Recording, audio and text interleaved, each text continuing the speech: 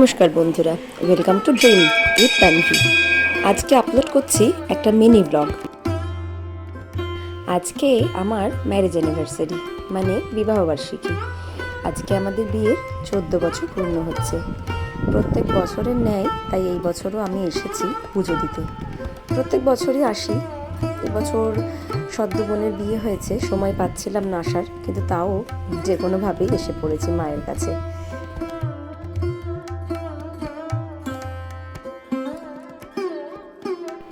এটা হচ্ছে সিদ্ধেশ্বরী মন্দির, মানে আমরা যেখানে থাকি সেখানে এই মন্দিরটি আছে। এটা কালী মায়ের মন্দির এবং আমি এখানে আসতেই সব থেকে বেশি পছন্দ করি। দাঁড়ান, মায়ের মুখটা আপনাদের একটু ভালো করে দেখিয়ে দিচ্ছি।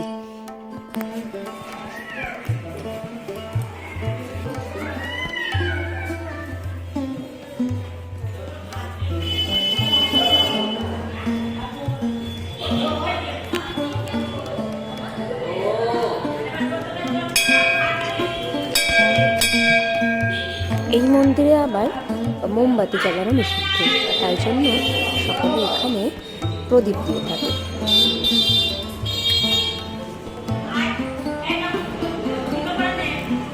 আর আমার পুজো দেওয়া এখানেই শেষ হয়ে গেছে, তাই জন্য এখন আমি বাড়ি ফিরে যাচ্ছি।